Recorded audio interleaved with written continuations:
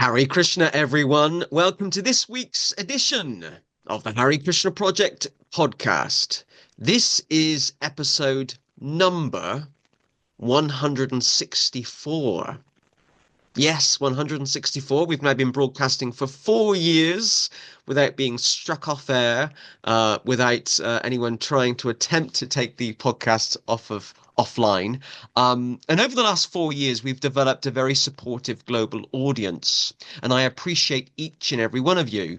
And what I personally love about this podcast is each and every week I get to virtually travel all over the world and meet these fascinating people that have real stories to tell. And this week is another one of those fascinating weeks where we get to talk about some real issues that affects not just the devotee community, but the general world community. And this is also an historic first because it's the first time I've ever interviewed four people at the same time. So I feel like I'm going to have to be a referee to try and make sure that everyone gets a chance to speak and everyone get a chance to air their view or their opinion. And this week's edition is also extra special because it's being broadcast in partnership with Spiritual Matter, which is a wonderful organization based in Ukraine. And we've got four devotees from Spiritual Matter who, over the next hour or so, 2 hours, we'll talk about their work, their aims and objectives, and what Spiritual Matter is. But I've come across, or I've been aware of Spiritual Matter for about a month, and I'm incredibly impressed by their savor and the things that they do. Before I introduce our guests, just to remind you, do not forget, if you're watching this on YouTube and you haven't already, please hit the subscribe button so you can be kept updated about future podcasts and video productions from the Hare Krishna Project. And or if you're watching this on Facebook, if you haven't already, please hit the like or follow button of the Hare Krishna Project Facebook page. Those are the two ways you can be kept updated about what we're doing. As you know, as wonderful as this podcast is at the Hare Krishna Project, we also do book distribution, school festivals, public events, because we are enthusiastic about sharing the teachings of Srila Prabhupada with ordinary, everyday people, people like us. Okay, episode 164, that's the introduction done. I am delighted to welcome our guests this week, Nila Chandra Prabhu, Dina Bandhu Prabhu, Mukunda Hari Prabhu, and Liubomir Prabhu. Hare Krishna Prabhus. Hare Krishna. Hare Krishna. It's great to have you all with us. And I'm excited, genuinely excited about today's conversation because it's a really, really important conversation. So let's start with a quick introduction. I think it's important that I point out that two of you are currently in Ukraine, and two of you are not. But you're all Ukrainian, I believe, or certainly in this life. No. No, okay, No. no. So I've messed up already. You see, you all have a very special link with Ukraine. That's the best way to put it. So what I'd like to do for the first few moments is for you all to in turn tell us a bit about yourself, how you came across Krishna consciousness, how you met the devotees, and what services have you been involved with? And then talk a bit about the issue of the day, the war in Ukraine, and what your experiences have been of the war so far. So maybe we'll start with whoever wants to go first, and that kind of first basic one, background in the movement and your savor, that kind of thing. Okay, I can jump in. It's really nice to be on your podcast, Narada. Thanks for inviting all of us. I'll just briefly introduce myself to those who don't know me. My name is Dina Bandhu Das. I was born in Ukraine. I joined the movement in 1990. In 89, first I was in touch with Srila Prabhupada's books. And then in 90, I was following more strictly to all the principles and chanting Hare Krishna. So I was very sincere, inspired devotee, doing my studies in an art college and art university. So I'm an artist by profession. Then, to cut long story short, in '94 I joined the art department for North European BBT, Bhaktivedanta Book Trust, as a part of team of book illustrators. Was doing this service for a few years. At that time, I was a brahmachari. It's popular now to tell how many years one being practicing a monk, right? It's like a fashion now. Yeah. So I was a brahmachari for 8 years, doing service full on. Then in 2003, I was invited to visit New Zealand to do another big art project and doing big murals for the temple in Auckland City, in the temple of Shishi Radha Giridhari Mandir. So I was doing that service, painting huge murals of Krishna's pastimes there for 6 years, and then I moved to Australia in 2001. So I'm here living in Brisbane, Queensland.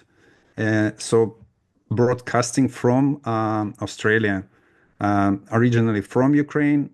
I'm there with all my heart, with all my thoughts, and I'd like to hear other introductions from other devotees. Thank you so much. I can go next. So my name is Nila Chandra Prabhu.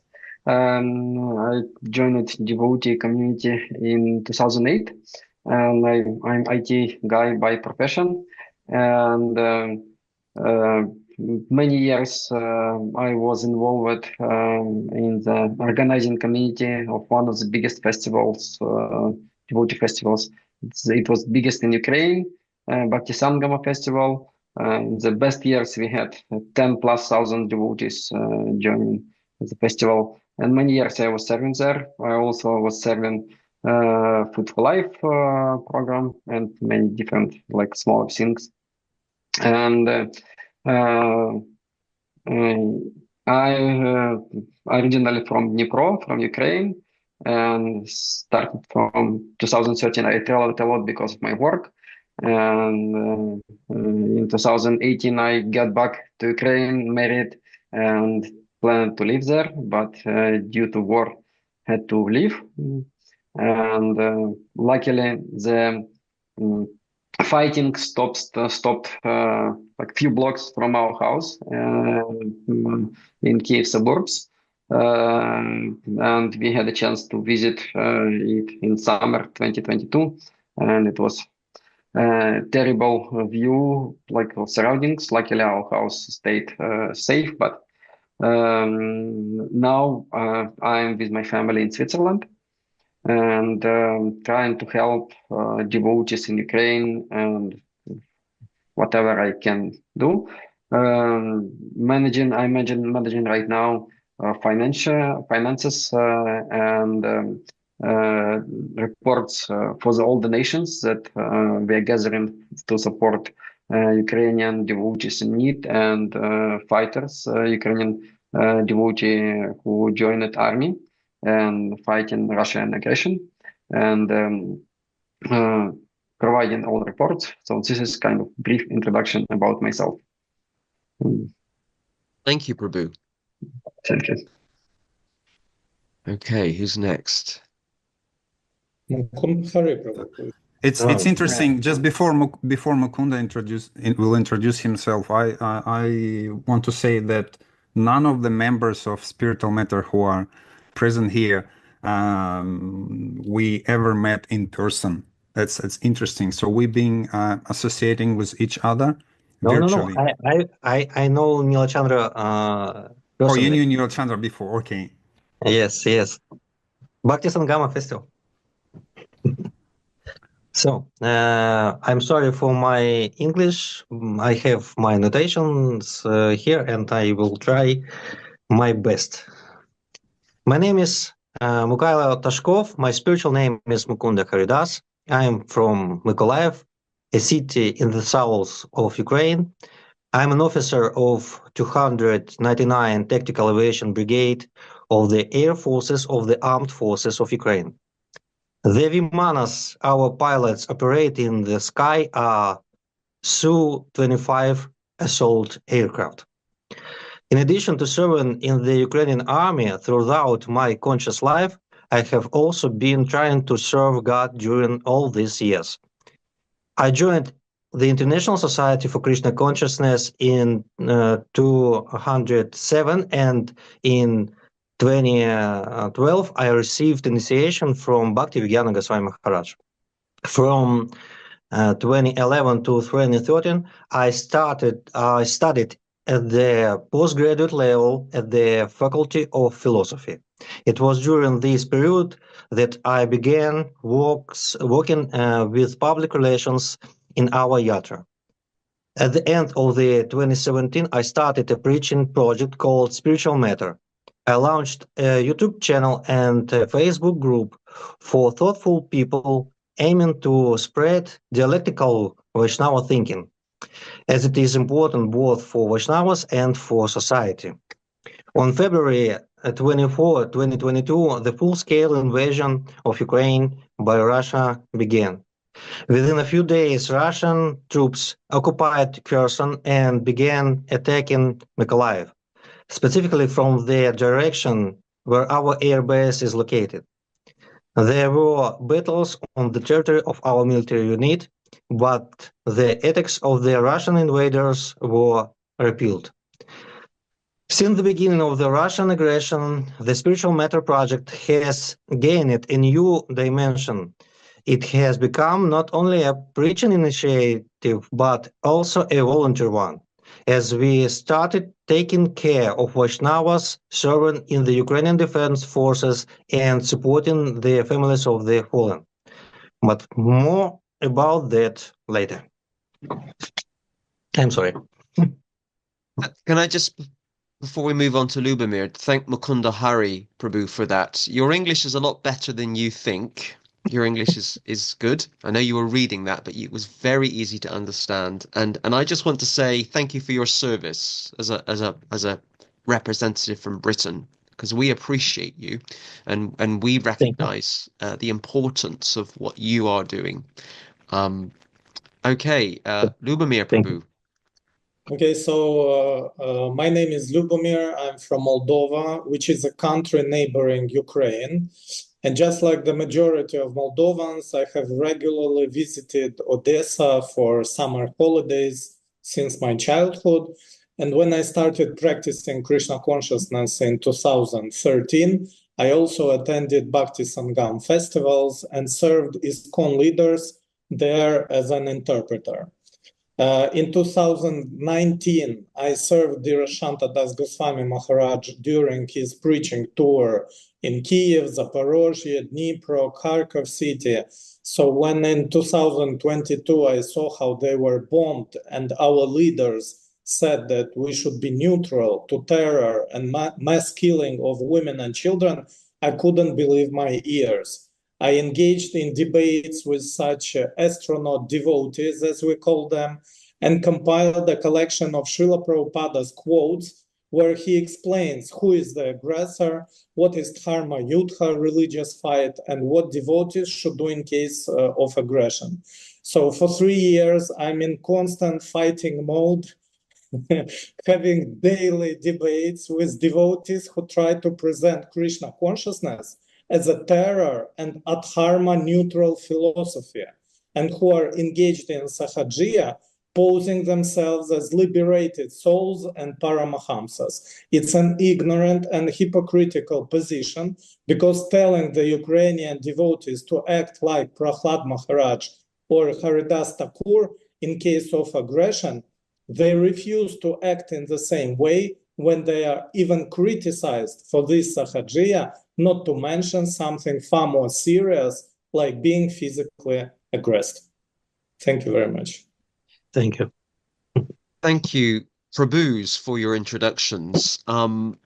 just so the viewers and listeners at home are aware that we've kind of got an agreed set of points to discuss today, but from time to time I will go off tangent and maybe talk about other things. And what's great is at least two of you answered the second part of the first question already. So you've done your basic introductions, which is really good. And then we also kind of want to just discuss a little bit about your experiences since the war started. And I think two of you have kind of touched on that.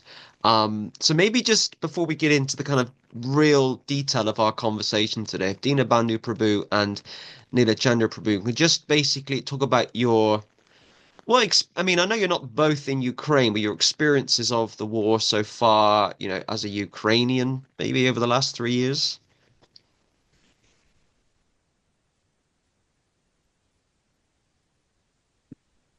Sorry. Yes, I can start a little bit from my side. Since I was like traveling a lot, I learned in my devotee life that I have to depend on Srila Prabhupada's books. And when the war started, I started to look and search in my spiritual like inquiry was directed toward how should I understand the war from the perspective of Krishna's eyes and Srila Prabhupada's instructions. And I was started inquiring like all devotees around me, what they think, how they perceive it. I started to go to senior devotees, to leaders, and I was unpleasantly surprised that most of them started to give some like strange and crazy answers that doesn't fit like shastras from what I like remember. And I started to decide, okay, I'm alone on this path, and started to like dig into shastras, and then accidentally I also found group spiritual matter where these topics were already discussed and joined the team. So far I saw like when the war started, my family we sent women and children to Poland, and me and my father-in-law, who also devotee, we were serving like for 3 months for Food for Life in Lviv, and so like hundreds of thousands people like moving and fleeing the war, and we are feeding them. And then I started to I visited also Kiev and saw like terrible destructions that were left when Russian army retreated.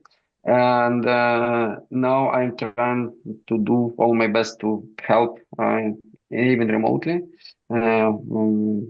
with whatever resources I have to the people who need this help. Little bit about myself, my experience. Thank Dina, you. Bandhu Prabhu, over to you. Yes, in my case, we visited Ukraine in 2021, myself, my wife, and 3 children. And at that time, it was obvious that something not very pleasant will happen. It was in the air. We can feel from a social media, from a TV. Basically, it was obvious that the war is inevitable, and I thought that would be much more safer for us to leave the country, especially for us as citizens of New Zealand. So we left Ukraine in 2021. And then I was staying in touch basically pretty much every day since full-scale invasion.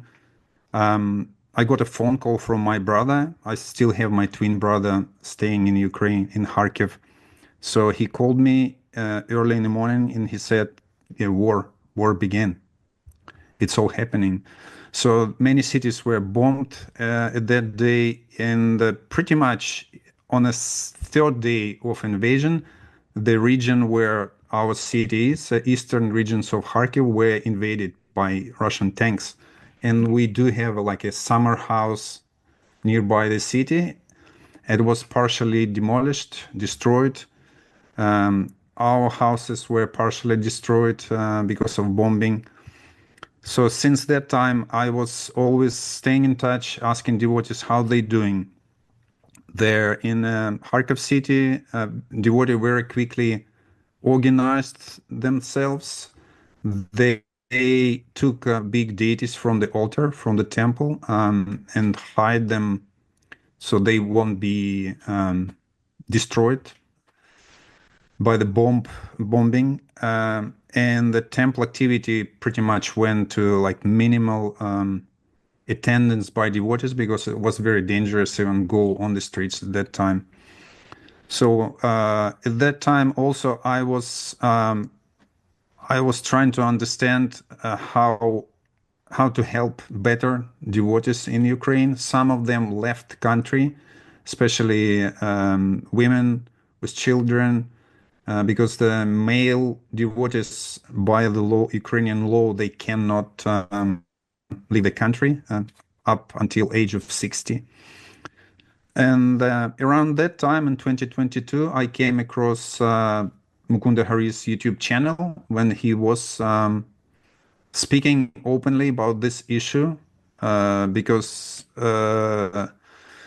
I've noticed a lot of misconceptions about understanding the cause of this war, how to react on this war, sort of false understanding of ahimsa was spreading amongst devotees, and most importantly, the message was devotees cannot be involved into any politics. We are devotees, right? And I could not reconcile this because devotees were tortured and some devotees were killed. So we began to discuss this topic with a few devotees, and it's not only four of us. It's quite a few devotees who were lately joined that project. It's not an organization as such. We're pretty much volunteers. It's a group of like-minded people who are trying to protect principles of Dharma, especially during this terrible times of war. We don't know what will happen with this project when war will be over, and hopefully it will be over soon. But right now we focused on a few very serious issues, and we will discuss them today, hopefully with the help of other devotees. And we will share some media files, some short videos, and we can discuss it.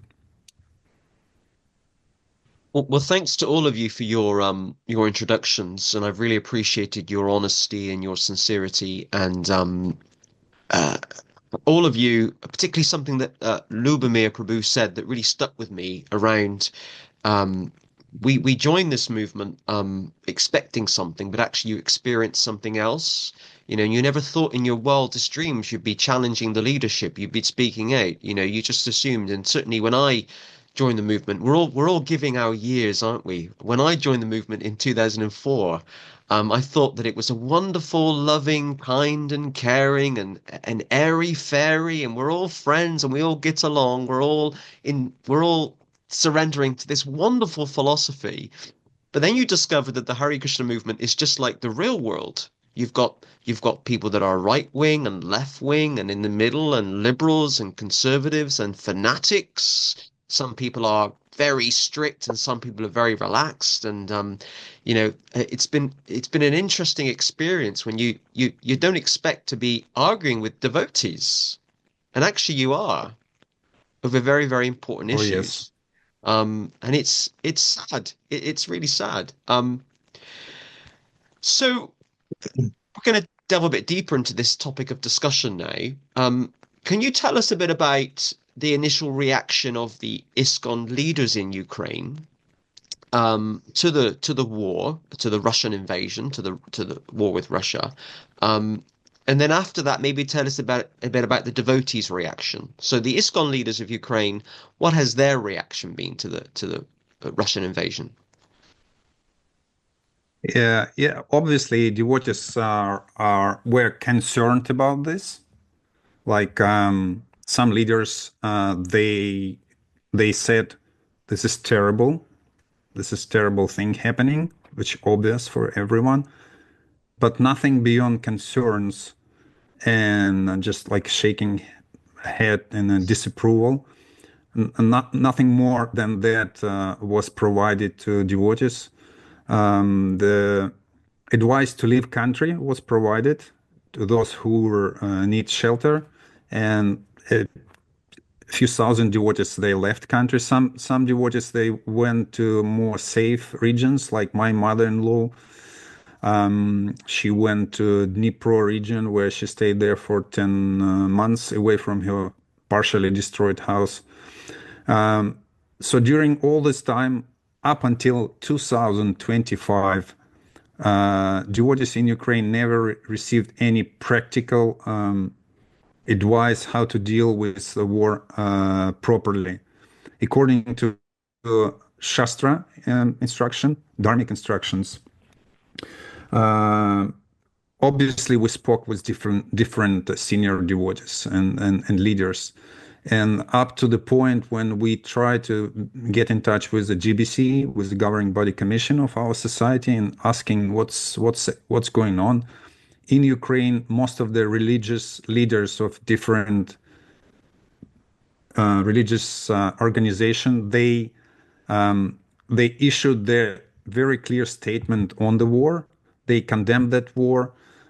They call it not adharmic, but terrible, irreligious, and we never heard anything like this from ISKCON leaders. And because why it was important, we can share what actually happened after that when devotee never received the proper instruction on this.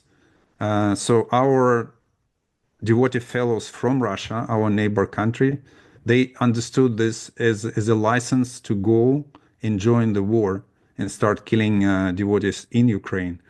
And we can share numbers of casualties and all the tragic consequences of that silence. We met with some senior devotees, some Prabhupada disciples, who actually advised us to push on. They told us that it is very hard to convey such difficult messages to GBC. Do not expect that you will be heard. We're being pretty much cut from conversation. So we're being advised make a buzz. We're being advised to create content which we can share online, present different facts, different quotes. As Liubomir Prabhu, he mentioned that he compiled a long list of different happenings, what happened in Ukraine, and the views of Srila Prabhupada and Shastric views. So I've been helping with all this media support for this campaign. But only in 2025, official ISKCON leaders in Ukraine made some vague statements. It was not even direct statements of condemning this war, but they slowly they began to understand importance of supporting those who are protecting country, not just hide behind the ahimsa principle, like we can't be involved in a killing, and they can't understand that ahimsa doesn't mean just stay neutral. It means that the key word is unnecessary killing, and it was a big misunderstanding. It's still there. We're trying to share that our founder acharya of our society have different vision, and we rely on that vision rather than on a sort of pacifistic understanding of the situation when the family members killed, women raped, children killed, children being kidnapped. So pretty much we dedicated most of our time, despite of being, family people with our families and work, dedicating on this project, spiritual matter. And now we just began to broadcast in English slowly. we will be adding some small essays and some media sharing with our viewers. So I humbly ask our listeners to check out. The link will be provided. Hopefully Narada Prabhu Yep, can share absolutely. the links. Yep. Yeah, so that's pretty much was the reaction from the leaders. And just before I end, I must share that the GBC chairman was totally not aware about the scale of the problem. He directly was speaking with one of the main gurus in Russia, and that guru conveyed him that we are not sending devotees to war in Ukraine. We just follow the instructions of the state, Russian state, which means send people to the war. So the GBC chairman, it was good enough for him. Like, okay, you're not sending to kill, so I'll just accept that answer, which is, it's not even childish. This is foolish understanding of the situation. And that chairman, he didn't know the history of Ukraine. He was under impression that all the eastern regions of Ukraine, which were occupied partially by Russia, were part of Russia a long time ago. So we could see that they don't have understanding of what's happening there, and they try to use philosophy just to sort of wash away all the warriors. And they received nice reports from Ukraine that the books are being translated, and devotees are praying and still From the chanting. official leadership. Yeah, official leadership. Anyway, Can I? let's carry on. Yeah, let's carry on. Can I? So the main problem that is disturbing is that not just not only the silence of the global ISKCON leadership on this problem, but even absence of desire to understand what's happening. But at the same time, silence of the global leadership and in Russia and in post-Soviet countries like Ukraine, Kazakhstan, a lot of people speak Russian, and all the devotee community, they were tending to listen to Russian preachers because Russia is become bigger country and there are more preachers. And suddenly, when the war started, we realized that most of the preachers in Russia actively support the war and justify the war. And we started to hear same propaganda statements as we can hear from the Russian public TV, from the Vyasasanas. And it was shocking for us. And now we discovered, we understand that almost all of the Russian senior devotees and leaders and gurus and sannyasis, they support the war either publicly, either silently, and try not to speak publicly on this topic, but still. Maybe Mukunda Hari he prepared a little more details in terms of the facts. Maybe Mukunda Hari can share more light in terms of on this topic. Yeah, okay. It all started with the great tragedy that struck the Vaishnava community after the beginning of Russia's full-scale invasion of Ukraine. The first part of this tragedy is that Russian ISKCON supported Putin's policies and the war against Ukraine. This was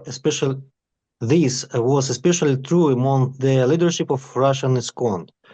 100 persons of them supported it, and about 75% of ordinary devotees did it as well. The second part of the tragedy is the betrayal of Ukrainian followers by the global ISKCON leadership. Dozens of Ukrainian Krishna devotees took up arms and voluntarily went to defend the country.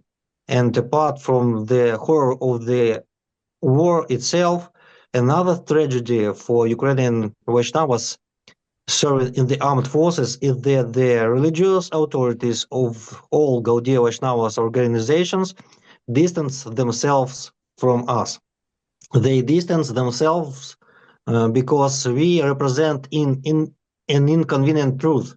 We break the stereotype of Krishna devotees being neutral and pacifist. We are very inconvenient truth because religious leaders adjust their stance to align with India's so-called neutrality. Moreover, just like in India, the leadership of Gaudiya Vaishnava organizations have interests in Russia, where they have a large pro-Putin following, and those gurus and preachers don't want to lose this following. Because the leadership of the International Society for Krishna Consciousness essentially disowned the Vaishnavas in the Ukrainian army, hundreds of these devotees were left without any support. It got to the point where ISKCON leadership banned serving prasadam to devotees in military uniform at temples. They forbade holding kirtans in memory of fallen devotees and prohibited displaying their photos in the temples. Since we are vegetarians and the Ukrainian army does not offer a vegetarian diet, some devotees had to fast and lost up to 16 kilograms. Others started eating meat. We had to create a volunteer project to take care of ourselves. Thus, the Spiritual Matter project began caring for Vaishnavas in Ukrainian Defense Forces as well for the families of the fallen. We now have nearly 200 Vaishnava soldiers on our list. We raised funds to buy essential items for them, hygiene products, clothing, insulation gear, spiritual literature, and paraphernalia. We even designed a very cool military patch for Vaishnavas with Lord Nrsimha. We have a department called Food for Dharma, where devotees prepare vegetarian prasadam rations and send them free for charge to our warriors.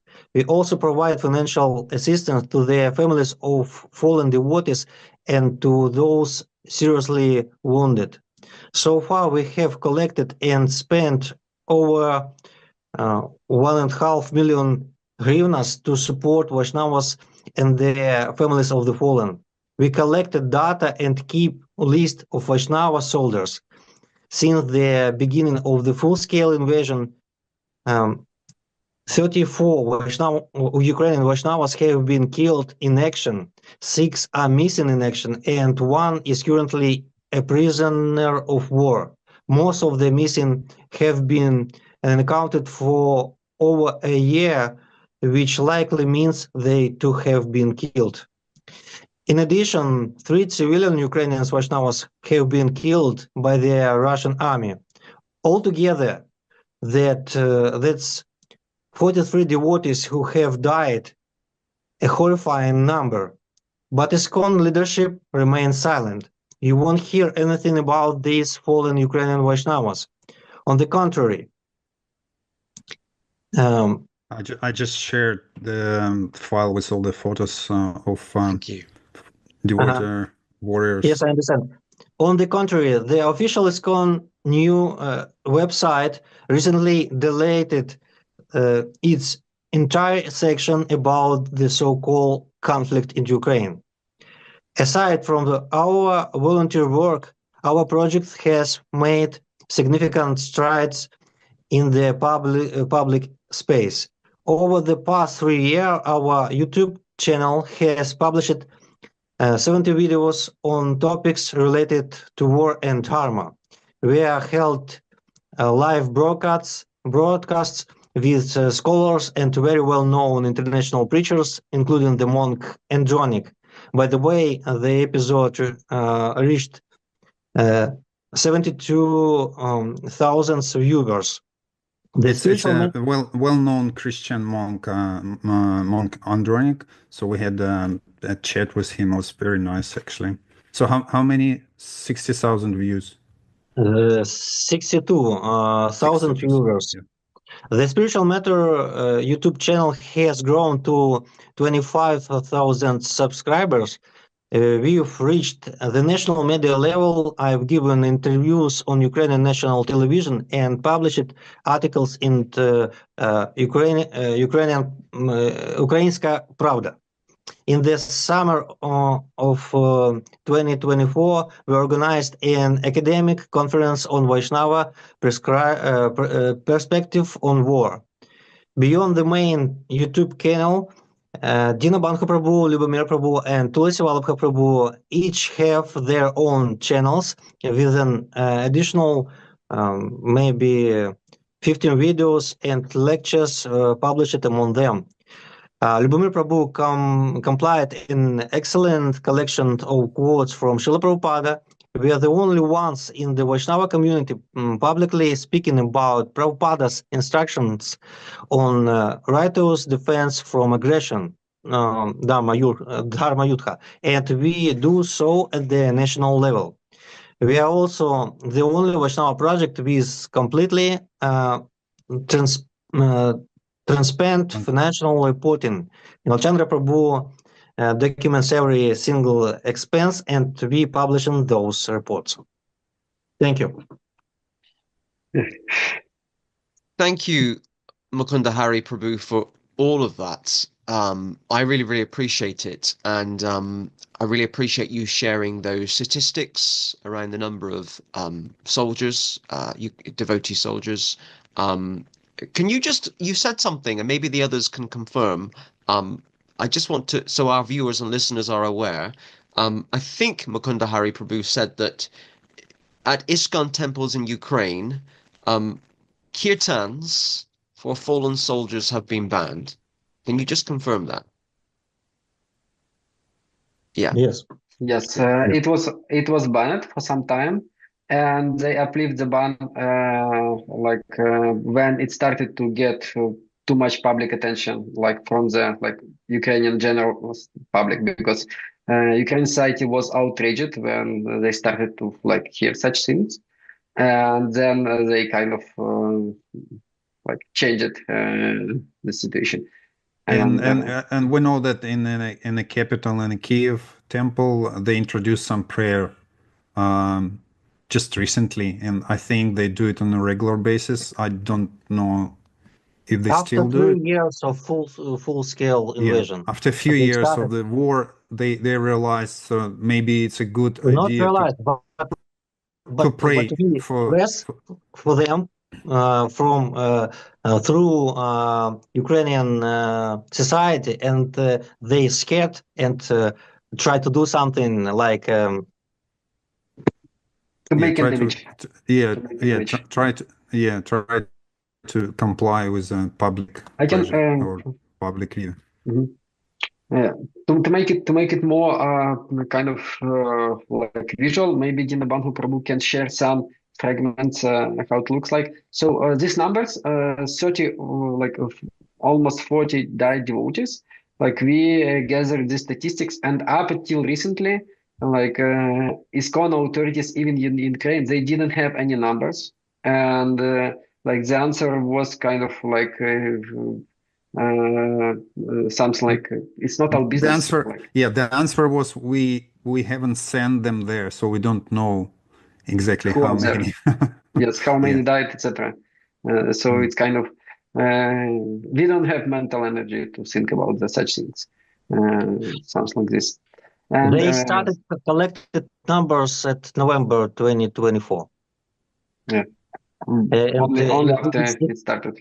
It was because I think that openly that Achyutapriya Prabhu should go с его должности. Yes, so what he's mentioning Achyutapriya Prabhu, he is the regional secretary for Ukraine.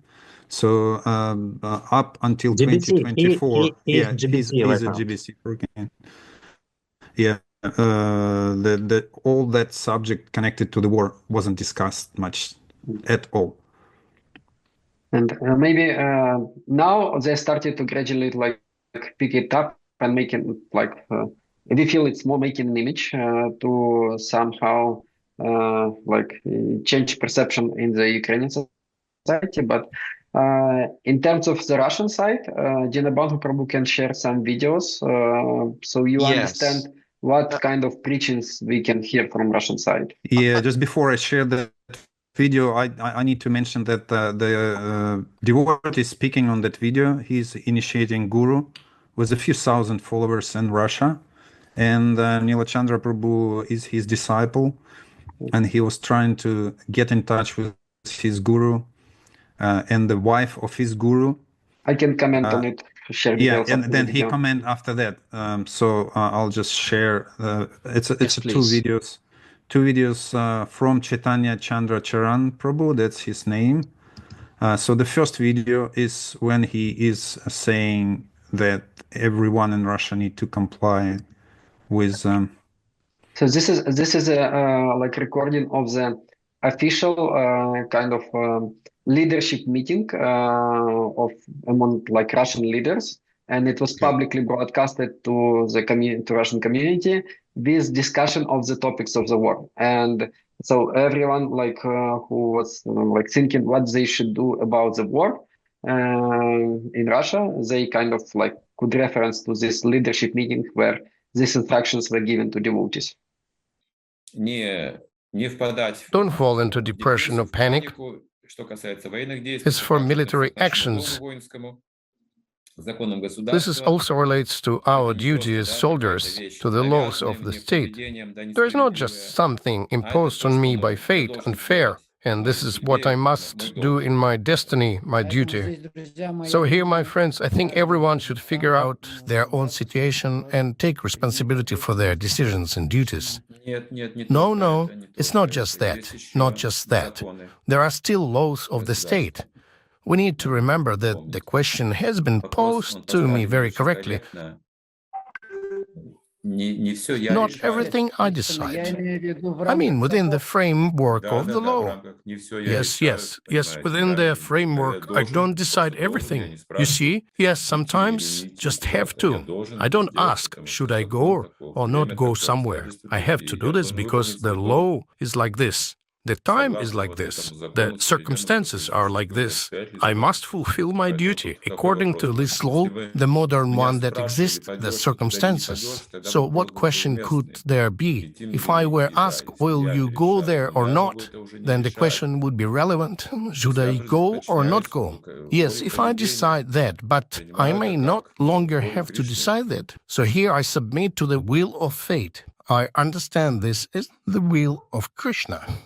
Yeah, so basically, I can quickly comment on that. So until now, there were not criminal cases recorded for those who was not agreeing go to war in the whole entire Russia. What to speak about the community of devotees. So if you don't want to go to the war, you will not be killed or put in a jail in Russia. That's a propaganda. And what Chaitanya Chandra Charan is saying, we just accept that as the will of Krishna. Go to war and kill your brothers and sisters in faith there. I'd like to play another video. It's a bit longer than the first one. It was recorded later. During the public program, Chaitanya Chandra Charan was asked about the destiny of those who was sent to this war, and especially those who are died during Russian this war. soldiers. Russian soldiers. So. Hello, my name is Elena. You said that what you do will come back to you. That is to say, if you kill, you will be killed. The guys who are currently in the special military operation, well, seem to be defending the motherland. What should they do? What should they do? Yes, what will come to them? It is their duty. What awaits them? It's a duty. It's different. Those who die fulfilling their duty rise higher. They're cleansed of their karma. There are two types of glorious death, as written in the Vedas. The first is when a person dies fulfilling their duty, perishes, and the second, in a yogic trance. This is a glorious death. In other cases, no. Heroes are purified. And there is one such heroic act that when a person performs it, cleanses them of all karma very strongly. Literally, as the ancients said, when soldiers, warriors, were afraid, running away from the battlefield, then leaders would say, as described in the Puranas, "Where are you running to? What will you gain by avoiding the battle? If you indeed die on the battlefield, you reach the higher planets. If you win, you conquer a kingdom. What do you lose? In neither case do you lose. But what do you gain if you do not fulfill your duty?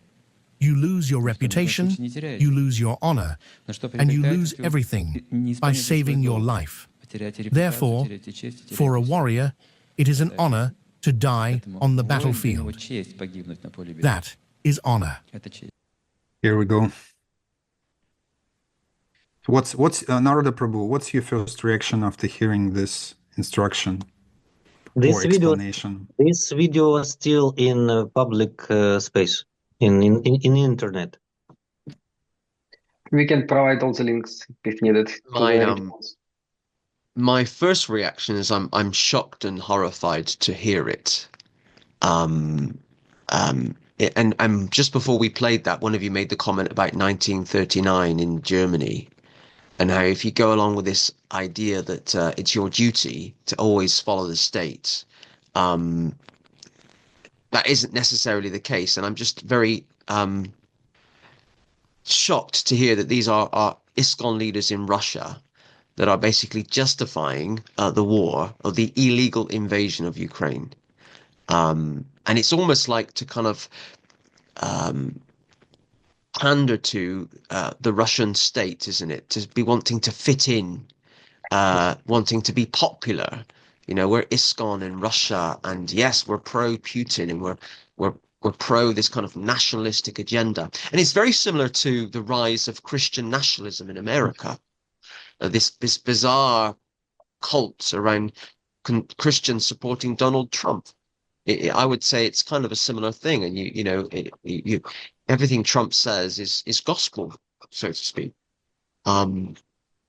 Thank you for sharing those. The videos. Is there another video as well that you have, particularly in relation to? There's ISKCON's Here's another leaders in video, Russia and the person his name is Bhakti Rasayana Sagar Swami. He's a citizen, by the way, of Great Britain, and he's known to many devotees in England. He was part of Great Britain Yatra at some point, so he's quite prominent preacher, and he openly glorifies Putin, who is pretty much convicted criminal, killing and stealing and plundering another country. So he was asked about what he can say about Putin, and he was speaking in poetry. It's not translated as a poetry in English, but that's what he's saying. Which verse from the Bhagavad Gita describes our president? Chapter 18, verse 43, I think fits very well, and strains heroism, determination, courage, and fearlessness. The ability to lead, resourceful and generous to be. There are many qualities by nature in those who are kshatriyas by birth. Kshatriya is a ruler, a warrior king, meaning it's those who lead society. So it's as you said, Narada, it's very similar when the dictator is proclaimed to be a king or a ruler. So now we see ISKCON sannyasi openly calling the criminal a king or a kshatriya, ideal ruler. I'm not asking you what's your comments about this. We have we have another slides to share, and I think it's very important if we move to quotes of do you Srila have the video Prabhupada. where this Sagar Bhakti Rasayana Sagar Swami he says about mobilization, like taking the war? No, I don't have that video, but we can say that he was. It's another video where he thinking, should you be mobilized or not to go to the war? And he said, actually, same message as Chaitanya Chandra Prabhu was because conveying. State is taking care of us. We should you should comply. Fulfill your duty. Yes, pretty much. So this is what we shared is only kind of like fraction of percent of what materials are published and what is available like in Russian. So it's just kind of to give a glimpse for the international audience what's happening actually in Russia. And like Mukunda Hari is publishing on his channel a huge amount of information and quotes and like what they say, just to make people aware about it. And all the current ventures, the Russian devotees are feeding the soldiers. They go to the hospitals. They glorify the soldiers who are defending their country on their opinion. And now, Russian Food for Life feeding Russian soldiers. Yeah, that's a huge issue when they're under name of Food for Life program. They integrated this program into military sort of military how you say like support wing. Joining venture so they distribute prasadam with Russian militaries behind them with a machine gun, and they pretty much using Food for Life program as a link to Russian government. And I think Mukunda Hari, you prepared something about Kiriyenko. It's a sort of one of the top guys from Russian government. He is a good friend with Food for Life mission in Russia, and it's one of the biggest propaganda guys in Russia. They wear military attire during Harinams. When they go to Harinam, they put military sort of I don't know, hats, attributes. This attributes, and the 9th of May coming Russia. soon. That's in Russia. This is in Russia. We're talking about Russia, especially in Moscow. They're famous for large Harinam processions using different symbols of communist propaganda times. So that's what's happening currently in our society in Russia, and maybe Liubomir can comment because he's been dealing a lot about the situation when the leaders saying, if we will say openly about this issue, our society can be harmed in Russia, can be closed, and devotees will be persecuted. And Liubomir can share pretty much official view on that Russian ISKCON, it's not even ISKCON, right, as such. Can you say something about this? Before we jump to Liubomir? Can I just say something? Sorry, Narada, jumping ahead. Can I just say something very quickly? I just wanted to clarify. I want to clarify for our viewers and listeners, because there's a lot of information they're receiving today. And for some of them, it might be quite surprising. But I just want to clarify for our viewers and listeners, we have just watched films, we have just watched videos that show ISKCON leaders in Russia endorsing the illegal invasion of Ukraine. We have just seen ISKCON sannyasis and gurus officially endorsing the war, the invasion of Ukraine, and the killing of thousands of innocent people. We've just seen those films, and I just want that for everyone watching and listening to sink in, because we are presenting, our friends here are presenting a lot of information. Some of you might find difficult to understand, to stomach, it might be surprising. I just want to really emphasize that point. Okay, back to whoever was going to speak next. Yes, I wanted to jump in a little bit. Comment about Chaitanya Chandra Prabhu, as I'm his disciple. before we jump to like philosophical part that Liubomir can share. Even before he started to make such very like controversial statements publicly, when the war started, I tried to reach out to my Gurudeva and ask it, look, like something is going to happen, and I felt that the Russian devotees may go and participate into this war, and I tried to ask him, maybe you as a because he's one of the most popular or one of the most, I would say, probably he has the biggest amount of disciples among the Russian-speaking countries. You are a big authority and everyone listens to you. If you can say something that will cool down the heads in Russia, it may save some lives. And he forwarded his initial reply to me, well, like this is all karma, it's all like mix it up and we can do nothing. We just have to watch how it unfolds, etc. And then after he already made these statements about the mobilization publicly, I tried to reach out to him once more, and he didn't reply to me, but through official channel for disciples. But then some God brothers gave me personal contacts of his wife. I reached out to her, and we had a chat maybe several weeks. We had chatted every day, and we had several calls with Guru Maharaja, and they they tried to step back, say that we didn't mean what you understood. Probably you in Ukraine have a lot of emotions because of the current situation. You misunderstood us, and then we made a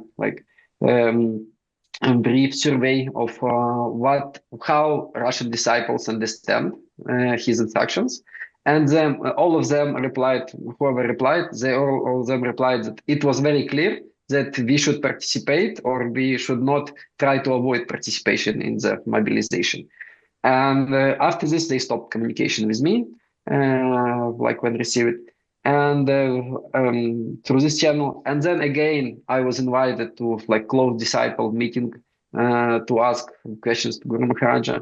And the most disappointing thing to me was not the fact that my Gurudeva has some certain understanding of events in this world. He may not dig enough into this, etc.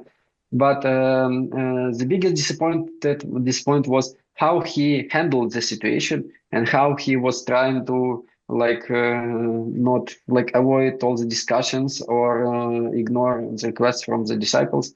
And eventually I tried to quote him respectful but sincere message. It's hard for me to continue to listen to your lectures, and I feel that I'm losing faith in terms of you were my role model for many years, and now I don't feel such inspiration. And can we please have a sincere and open discussion about all of this and about the war? And he just said to me, well, I can't help you. You can find somebody else to listen to and to start from. So just kind of go away.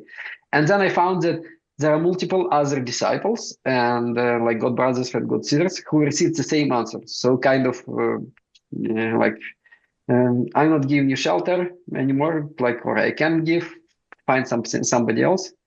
As soon as they started to be persistent on non-convenient questions to him. So this is the pitiful situation. And I wanted to add a few more personal stories that we heard over this war, because this is not just some devotees participating in the war from the Russia side, some devotees defending in Ukraine.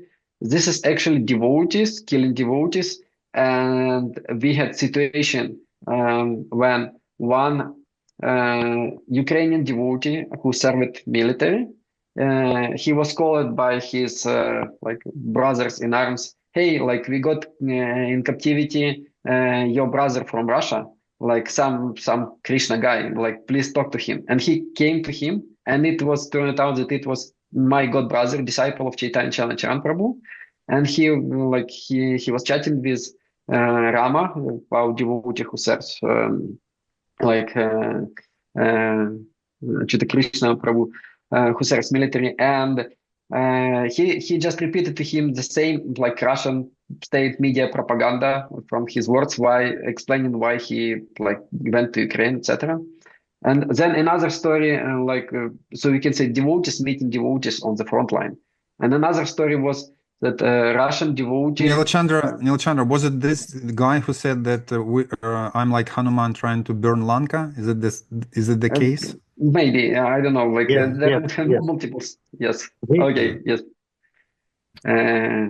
So believe they firmly believe that they're doing something like according to Krishna's will. Another story was that a Russian devotee was missing for 6 months or something like this, and we had his photos, announcement from the social media that he went missing on the front line from the Russian side of war, and then after 6 months, Ukrainian devotee who served in military, he found some remnants of the dead bodies on the in trenches, and he found his ID card and his military documents, and with remnants of his military jackets or something like this.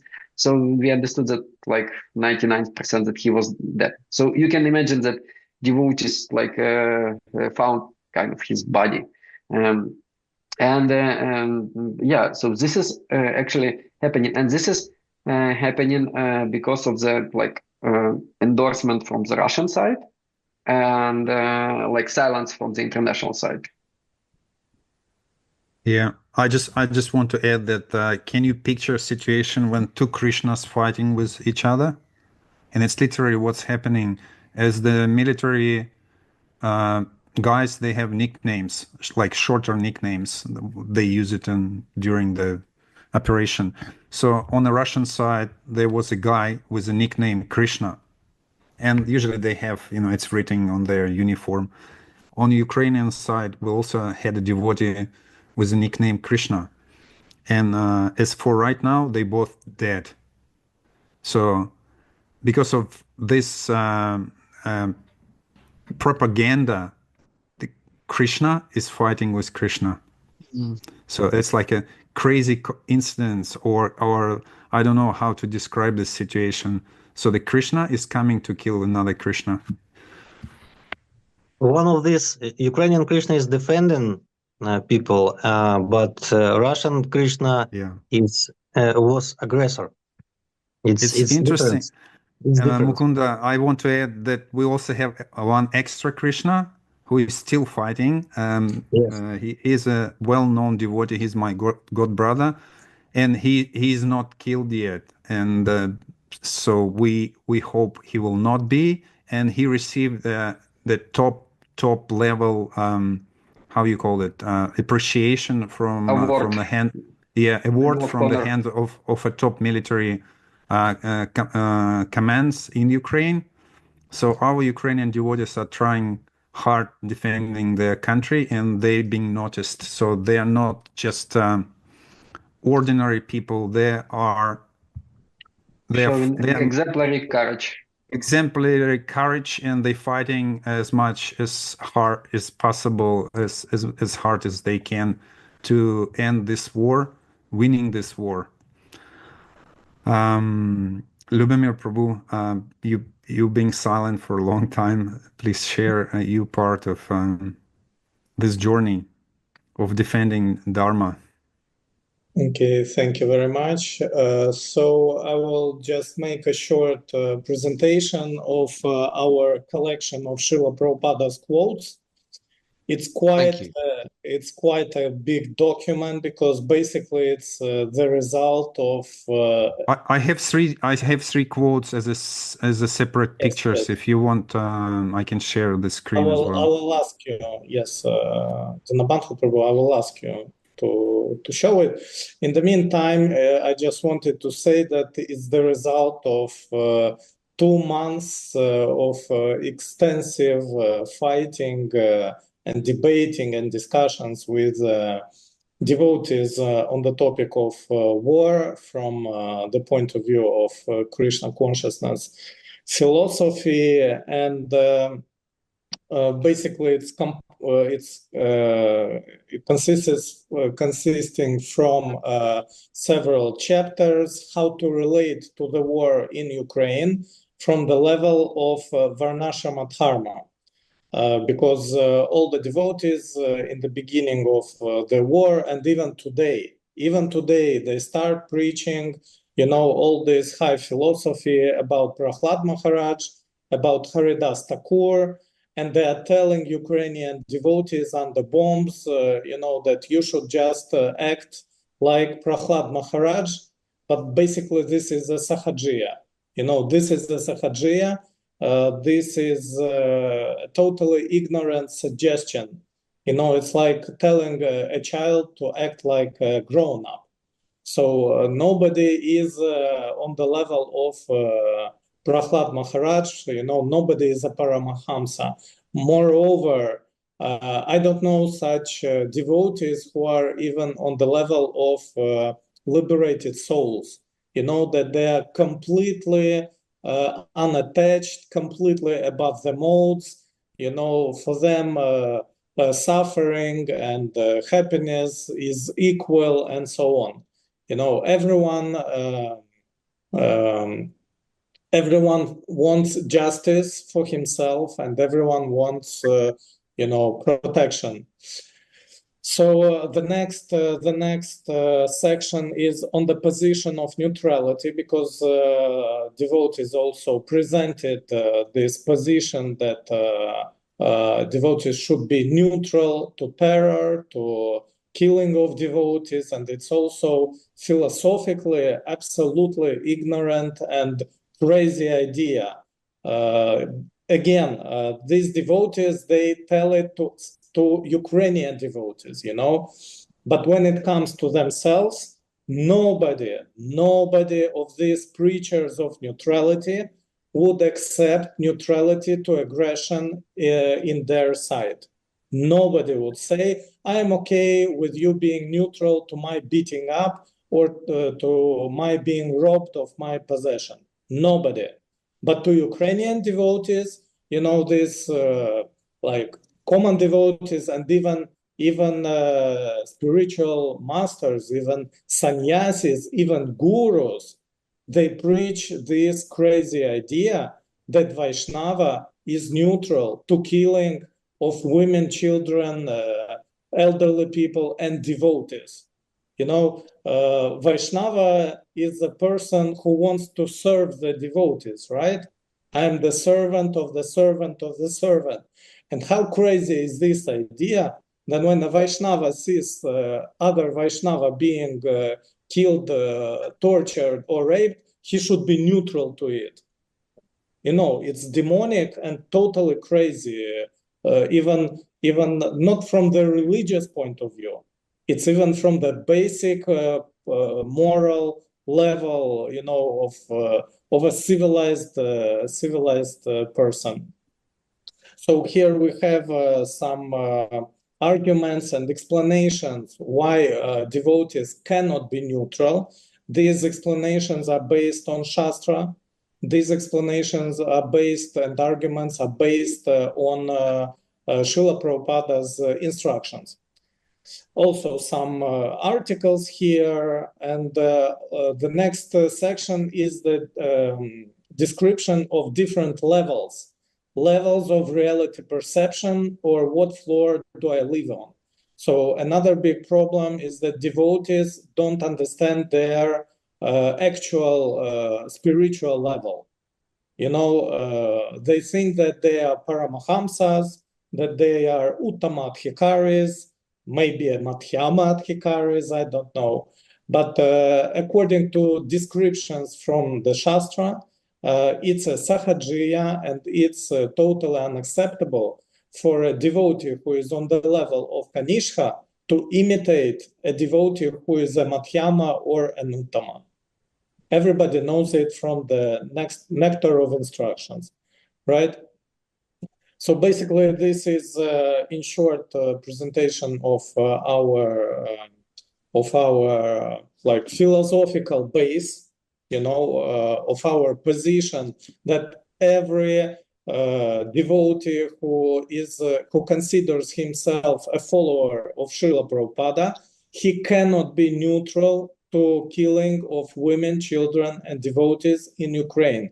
He should condemn it, because if he does not condemn it, it means that he is also, he is engaged in criminal inaction. And I would like to ask Dina Bandhu Prabhu to show some quotes by Srila Prabhupada where he explains these things. Largely, these quotes are unknown, and nobody, not even one ISKCON preacher, is quoting them publicly. Although, like majority of them do have these quotes, because I printed this collection of quotes, and I gave, I don't know, at least to 10, and I've sent as emails at least to 10, maybe even more sannyasis and gurus in ISKCON. Even in 2022, many of them already had these quotes, and nobody wanted to quote them. So Dina Bandhu Prabhu, can you please share? We don't hear you. Let's share the first one. And just before reading this, I want to say that we hear a lot of thoughts that the war in Ukraine is not a religious war. So, like, if that would be religious war, we might participate. But this is a demoniac war. And in this quote, Srila Prabhupada addressing students, an international student association in Cambridge. He's not addressing a pure devotees assembly. He's addressing a proper young citizens, and he's trying to convey the message from the Vedic scriptures. And he says, these instructions, these directions are there in the Vedic literatures. It is said, if somebody kidnaps your wife, if somebody sets fire in your house, somebody comes to kill you, then he is understood as aggressor, and you can kill him immediately. There is no question of non-violence. These are Shastric instructions. So that's a first quote, and it's obviously it's a message about the basic principle of Dharma, protecting your subordinates, protecting your house. And this war is breaking all the rules.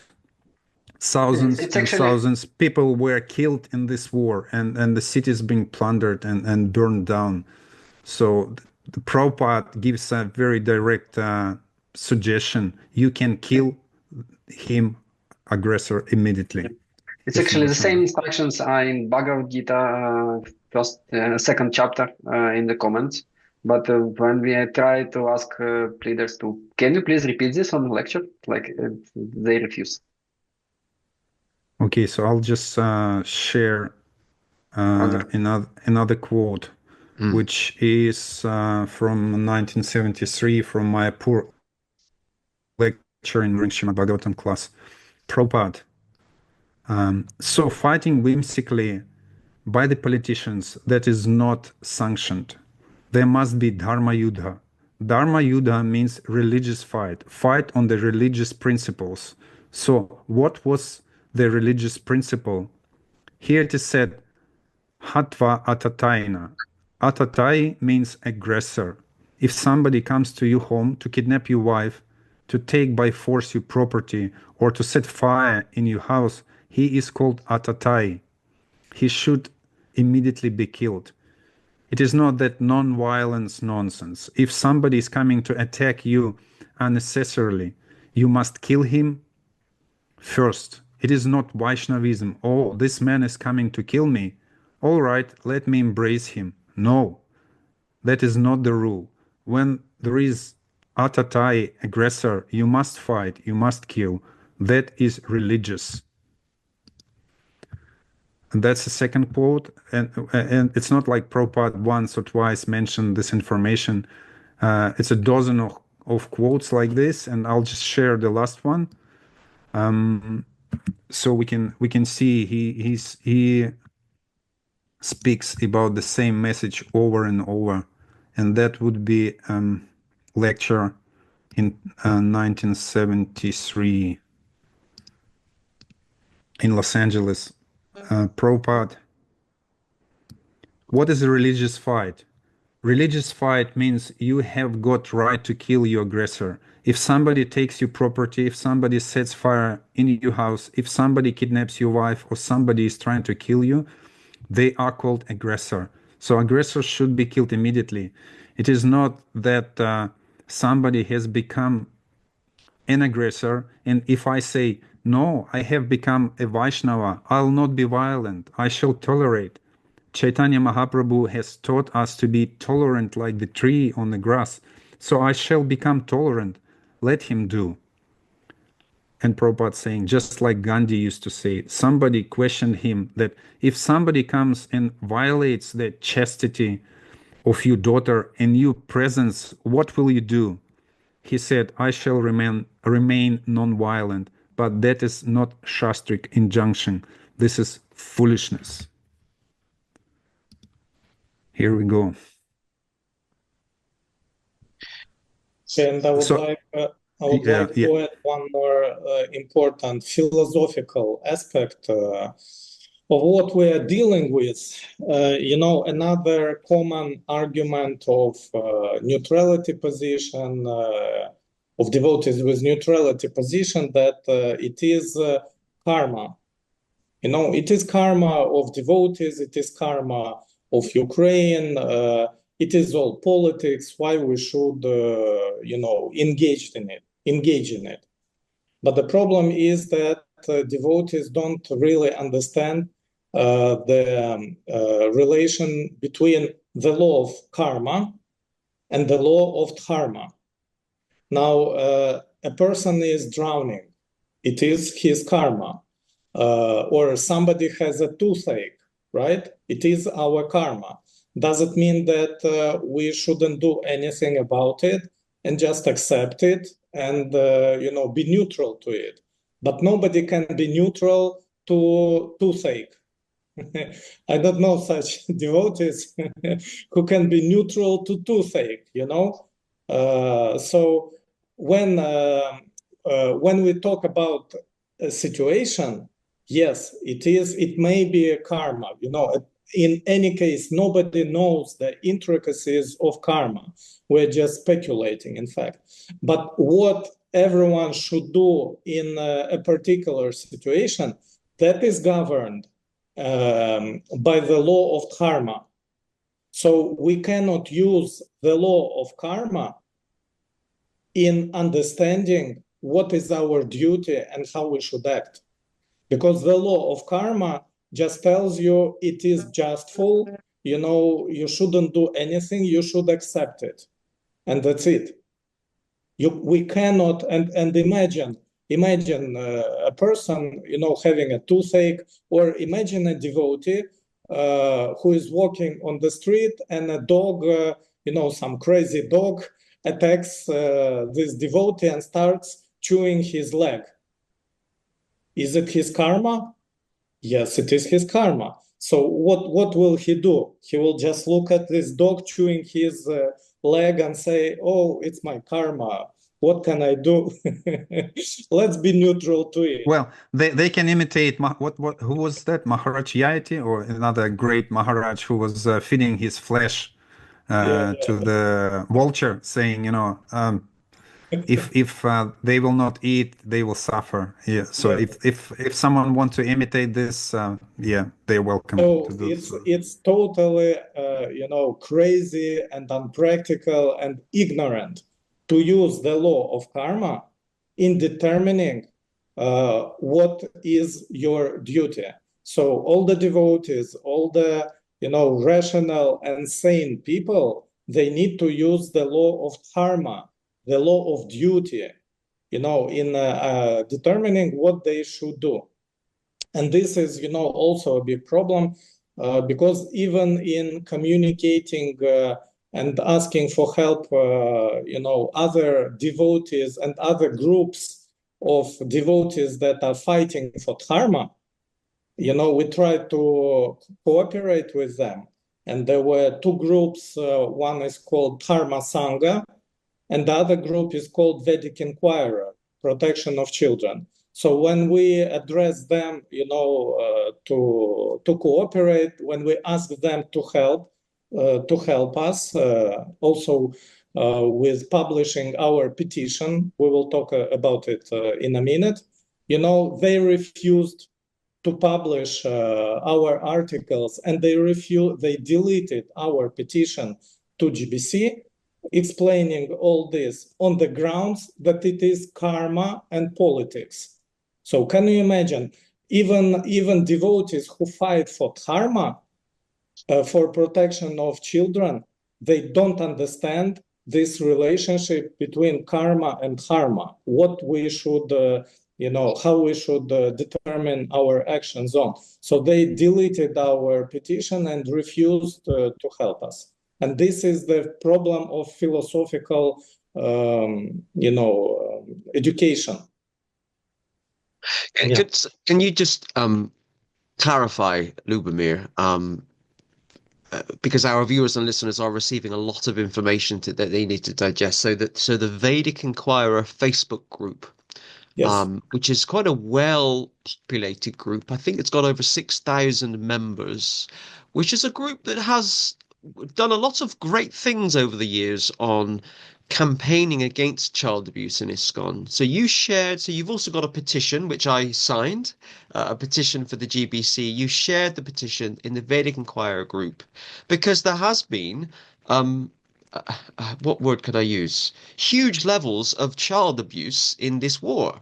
So it has been documented. 2,500 children were killed. Moreover, there were incidents of child rape and child abuse by Russian soldiers in Ukraine. Moreover, we have more than 30 devotees who are also fathers and whose children were left without their fathers. And I also understand that a large number of children have been kidnapped from Ukraine and taken to Russia and given new identities. Yes, that's is a just terrible form of child abuse. Yeah. So I'm disappointed to hear that the people who run the Vedic Inquirer group didn't allow that to be shared. And you also mentioned Dharma Sangha as well. What kind of dialogue have you had with them? Well, we wanted, to cooperate and share also our story, our articles, Srila Prabhupada's quotes. But again, when we were communicating, it was all well.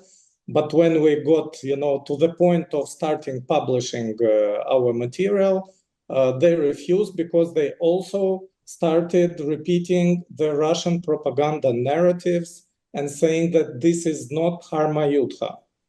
Demons are fighting demons. It's all politics.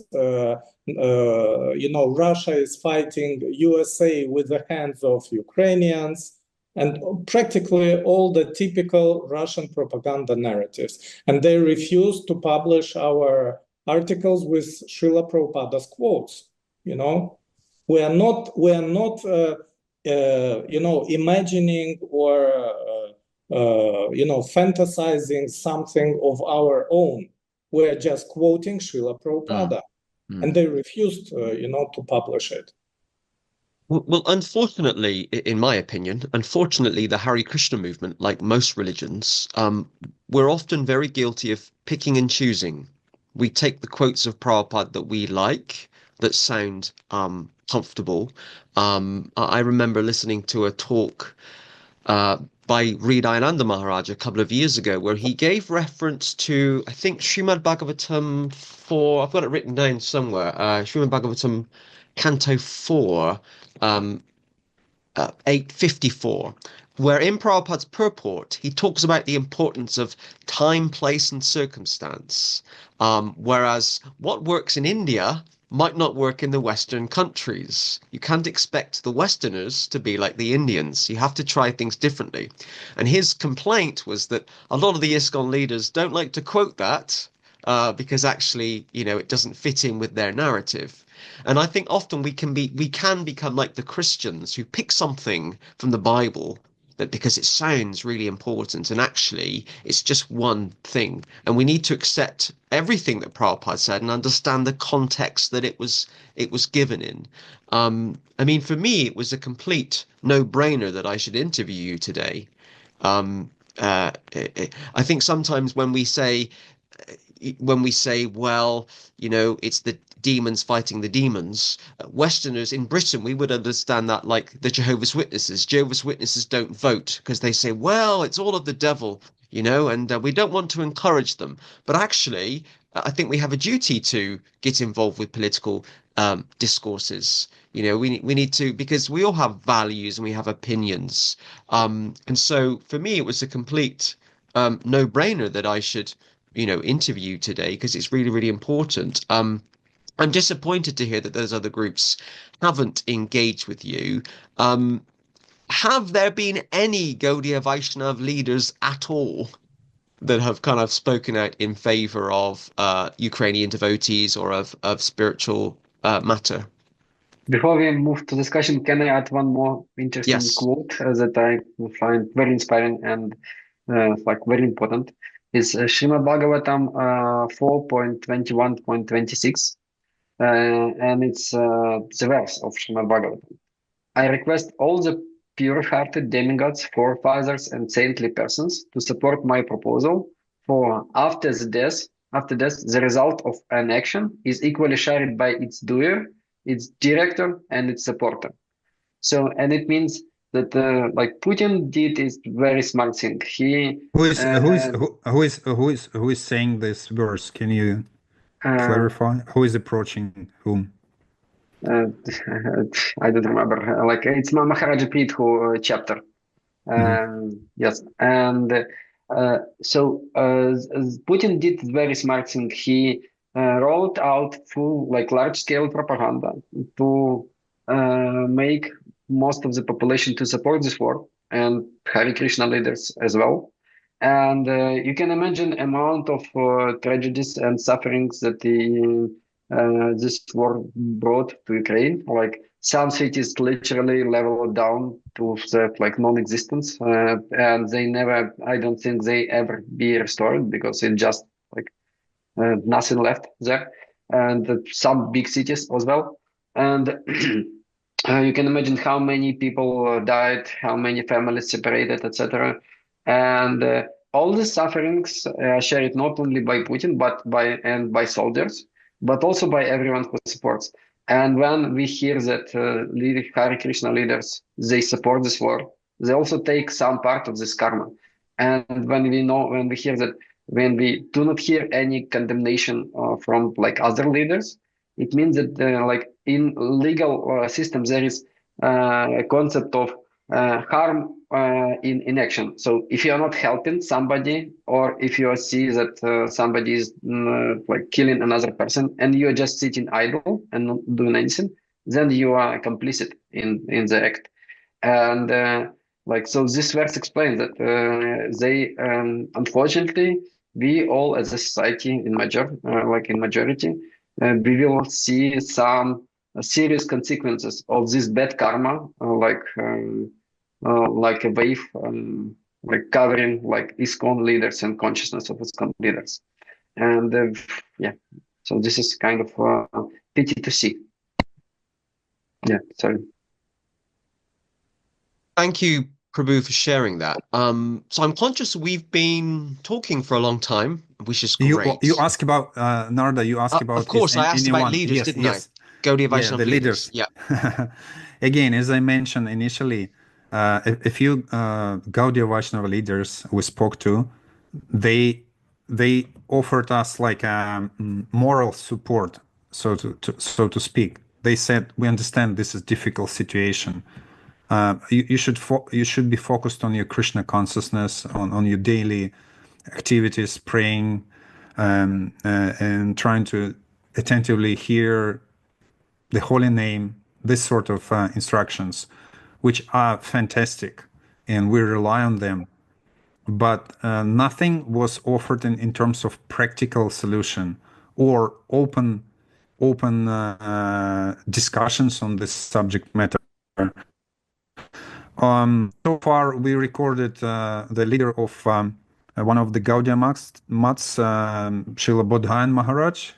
In one of his conversation, he just repeated pretty much word by word the quote that we just read by Prabhupada. When aggressor comes and nothing can be done, like in terms of arguing verbally, asking please leave, and if it's threatening the life of your family, you can, and he said, you can chop off the head of this aggressor. So that was said openly and was recorded. And rather than this one, we don't have any open sort of support in terms of. Padre Prabhu, Padre Prabhu was yes. Yeah, we have some friends with Ukrainian origin. Yes, he's my very good friend. He's actually responsible for preaching in Nepal. Padre Prabhu, he's well known in Nepal and in some places in India. Yes, he just recently, a few months ago, we had a conversation with him, and he's supporting the idea of defending Dharma, and he condemning Putin's aggression. Yes, so he's very firm with his support and his views. Again, we're receiving some messages of support, but when we talk about can you show support openly? For example, one of the sannyasis, he said, if I'll do this, they will take my danda away. So sort of like my sannyasa will be questioned, my position will be questioned. Of course, we received some financial help. Ukrainian devotees received quite substantial, about 100 grand of US dollars were collected in the US in 2022 by Niranjan Maharaj and Kuladri Prabhu and some other devotees. And Ukraine did receive those funds, which were spent on helping families and also buying some equipment like generators. But that support was stopped pretty much like 2 years ago. So there is no generators. Yeah, they bought some, but not using all the $100,000 for that. So that's another question. We don't have as Nila Chandra provides clear debit and credit, all the receipts. We don't know where all the money went in Ukraine, but that help was sent by some ISKCON centers. Since that time, there is no financial support for Ukrainian devotees. Some devotees do help. As recently I was speaking with Narada Prabhu, former Food for Life coordinator who runs his own yoga food program. He does support some vegan prasadam distribution in Ukraine time to time, but it's insignificant when we talk to the scale of the problem now. So maybe we can talk about Food for Dharma project now, Mukunda. What do you think? Yes, please. Yes, but you should say about that because I don't prepare anything. Yes, we created a project with the name Food for Dharma, where the group of devotees in Kremenchuk in Ukraine, volunteers, very nice devotees, dedicated people, they cook prasadam and professionally package those portions, as they called, like in a proper packaging. And it's done like in a large quantity because 200 plus devotees are currently actively serving as a military defending Ukraine. So we set up, of course, within the Ukraine, devotees send some donations locally using the local banks, but we set up a Patreon page, and I'll see if I can share that on the screen. I can. Oh yeah, show. he can show. Oh, A thank bit you. further. Yeah, close. keep it a bit, like It's a closer very to weird. you. Yeah, it's very difficult sometimes to show things, but I can just about see it. Thank you for that. And that's like a packet of prasadam. Yes, yeah, they cook different dishes. They cook khichdi, different porridges, even the soup, Ukrainian borscht cooked, and also different sweets sent there, and also medical equipment, and different help is offered. Again, so financial help to the families of those who lost their husbands and fathers. So I'll just share that. That's the address URL of the Patreon page. It's called Food for Dharma, and whoever thinks they might contribute just a little bit even to this project, when we feed the devotees who really need proper prasadam food offered to Krishna, and which will give them strength to do their duties. You can scan QR code on the screen, or just go to Patreon and maybe become a little donor to helping us to support Vaishnavas who are fighting to protect their families. Thank you Food for karma. Food for karma, because on the side of Russian devotees, Russian food for life, they feed Russian soldiers, and when they gave to them these sweets and some prasadam, this is like something like, oh, you cool guys, you are heroes.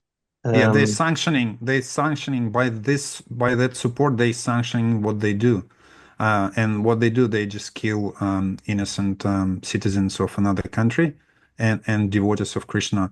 So far, a few temples were destroyed in Ukraine. I think it's 4 temples which stopped functioning after bombing, isn't it, Liubomir? 4 temples. Then 2 civilians were killed. The devotee. 3 civilians. Yeah. You have some info about Can civilians? I just ask, before Mukunda Hari gives us those statistics, the leaders of those 4 ISKCON temples that have been destroyed, are they still being neutral? Yes. It's hard to say. Yes, of course. Yes, of course. because religious escapism. This is religious escapism. Astronauts, like we call them. Yeah, that's the same Swami who we showed, Sagara Swami. He was making a joke, which is totally pathetic. He went actually to occupied territories and to the one region where the temple was destroyed, and he said, well, they had some difficulties to complete the construction, so Krishna helped them, so he destroyed the temple, and he might send something better. So they talk in such a way, which is not funny at all. I think it's pretty much demonic, what they say about the situation. So the death of civilians. Ukrainian leaders and preachers like from Kiev, they openly told that they are Brahmanas and they are neutral and don't take a side, not Ukrainian side, not Russian side. They neutral, they Brahmanas. So, which I think it's a fine, if a Brahmana is not capable to fight, we can understand. Not all of us can physically be soldiers, but the duty of Brahmana is always telling the truth, and that was ignored largely in our society. And the aim of our conversation today to focus on this big problem. So we're sharing, it's pretty much like we cry for help. Please try to understand that devotees don't have the level of support which is supposed to be within a religious organization. And moreover, we have quotes from our founder Acharya, who gives very clear instructions what to do in this critical situation. And would be interesting to see the comments from viewers of the Hare Krishna project, how devotee will react on all this information. And I'm feeling sorry sharing all this because we meant to share nectarian stories and read some pastimes of Krishna. Instead, we are telling that one Krishna comes to kill another Krishna.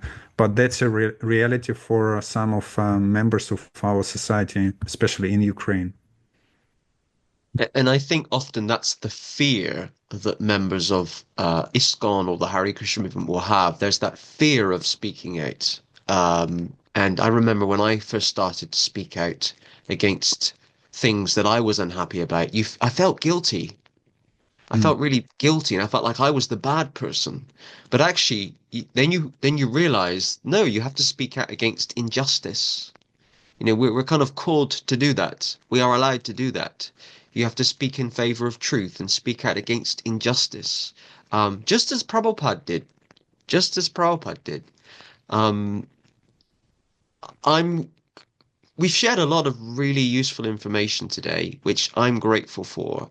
A question I have for you is, what would you like to come from this podcast? I mean, we know what your message is, but what response would you like now from the devotee community to those viewing and watching this? May I start with something practical? We have compiled a petition to GBC with more than 160 signatures of devotees. We will leave a link under this video where we ask GBC to reconsider their position of silence, where we ask them questions. How can they, being fathers, our fathers, how can they be silent and neutral to the fact that their sons in Ukrainian are being killed by their sons in Russia? It's totally unacceptable. No normal father would say that I will be neutral to killing of my younger son by my older son. So we have a petition. So if anyone wants to support us, to support Ukrainian devotees, we will leave an email, and you can just write your name and country you're from to this email, and we will add your name to this petition. We have already sent it to the GBC and to more than 130 ISKCON leaders. I suppose they are in the process of reading it, but I suppose. Yeah, so far you got just several replies with a very plain reaction, very plain instructions. Something like, you're not this body. You shouldn't be considering yourself Ukrainian, etc., etc. Something like that. It came from two ISKCON leaders. Yeah. But in any case, all the Western devotees who want to actually do something, please write an email and we will add your name. And this petition will go to the history of ISKCON, and I'm sure someday there will be written a book how ISKCON went through this war, and that there were these devotees who voiced their protest against the position of neutrality and silence and support of this injustice. We already have all these 3 years full-scale invasion. We already have some... Переписка, скажи про переписки наши. Correspondence. Correspondence with whom? Ну, с кем мы переписывались? С кем мы общались? Yeah, he just the Mukunda Hari want to share our correspondences. We had a lot of going back and forth with different leaders, and to put it in a short, it is very disappointing, very disappointing. Although we had some support, overall, at some point, devotee being blaming us, like Liubomir was even called the idiot because he was trying to convey the message. And devotee, I'm so surprised to see how persistent devotee in arguing all those very basic principles we are trying to communicate and share with devotees. So to your question, what we expect, and even this petition, we do not expect that petition to be like actually processed by GBC. I don't think it will happen, but just doing our own, fulfilling our own call for action and our own duties, we purify our conscience and our heart. And that's what we're giving option to others to join this. And even for 2 or 3 days of that petition being on a Vedic Inquirer, we got a few devotees from international community who did sign that petition. And thank you, Narada Prabhu, also offering your voice to support us. Again, thanks for inviting us to this conversation. Maybe it was a bit rough.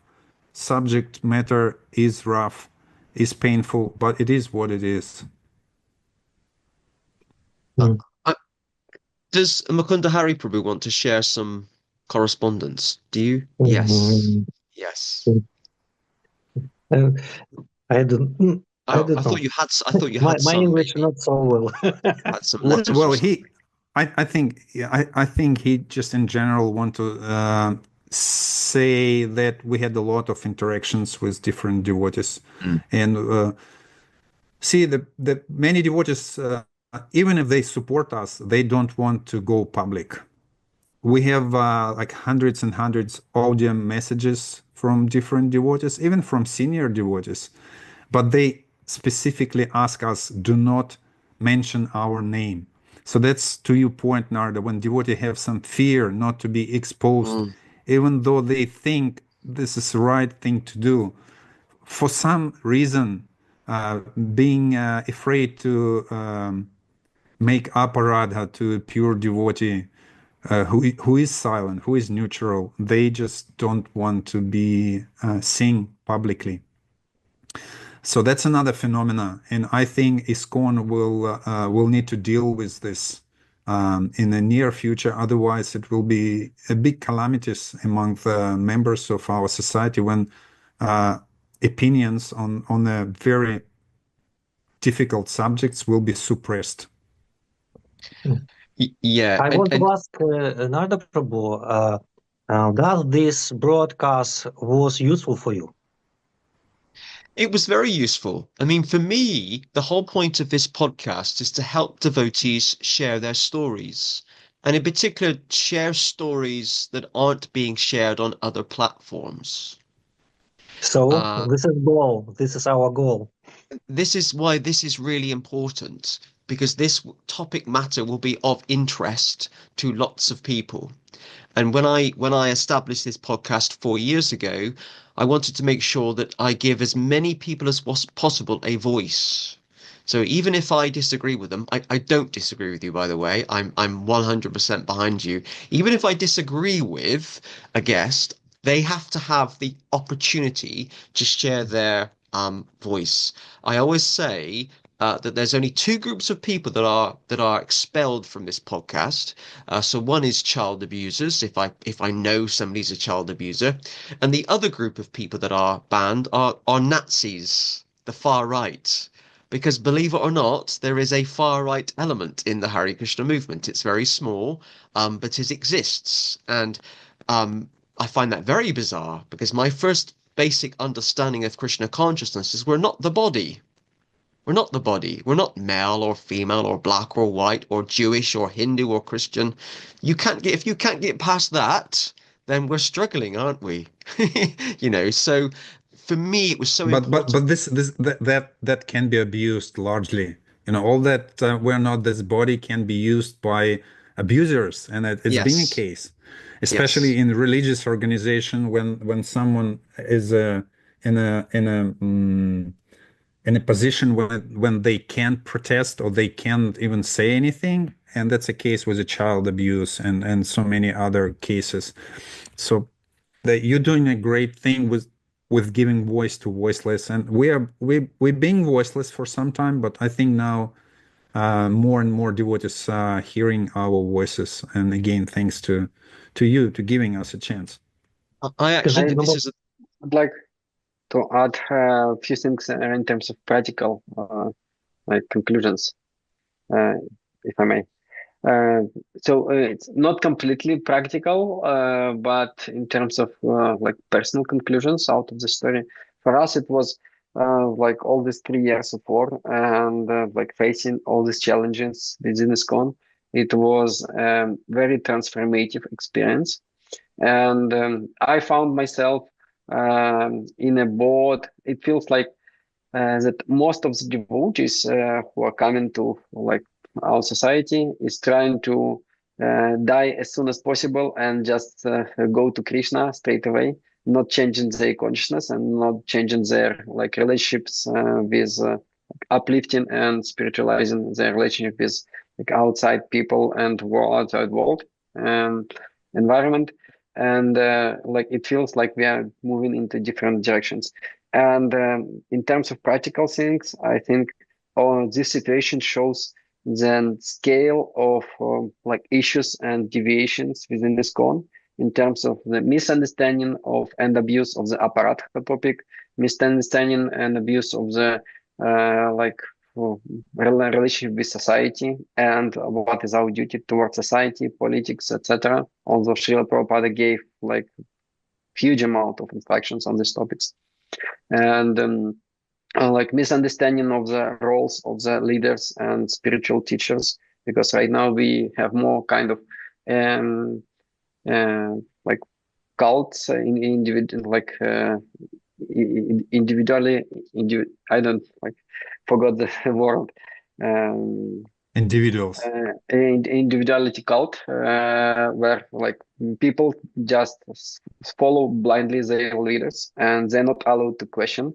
If questions may feel as inconvenient questions, and we have to reconsider culture of feedback and negative feedback from the juniors to seniors.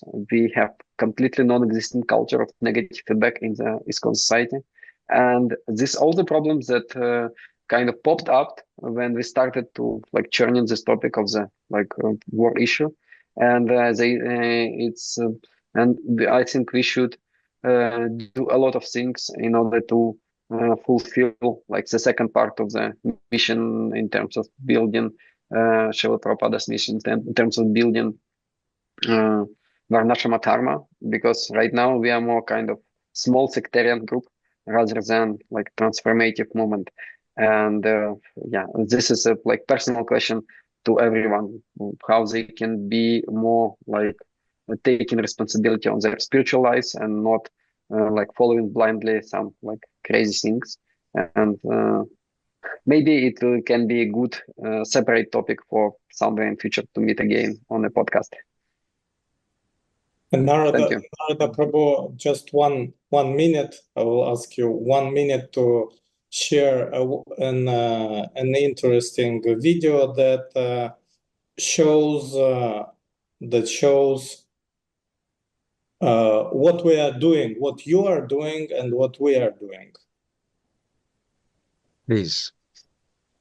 Second desk, blue jacket. What is your name? My name is Alexis. Alexis, please leave my lecture room. I don't want to see you at one of my lectures ever again. I don't understand. I am not going to ask a second time. Thank you.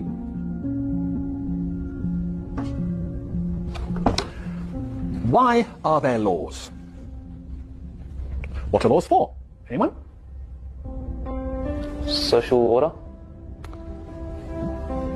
To protect a person's personal rights. Justice?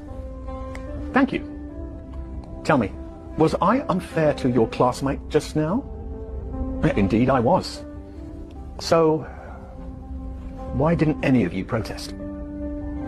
Why didn't you want to prevent this injustice? What you have just learnt, you wouldn't have understood in 1,000 hours of lectures unless you lived it. You didn't say anything because you weren't affected yourself. And this attitude speaks against you and against life. You think it doesn't concern you, so it's none of your business. Well, I'm here to say, if you don't help bring about justice, then one day you too may experience injustice, and there will be nobody there to stand before you. Every day an injustice happens in business, sport, or on the tram. Relying on someone else to take care of it is not good enough. You there, second desk, blue jacket.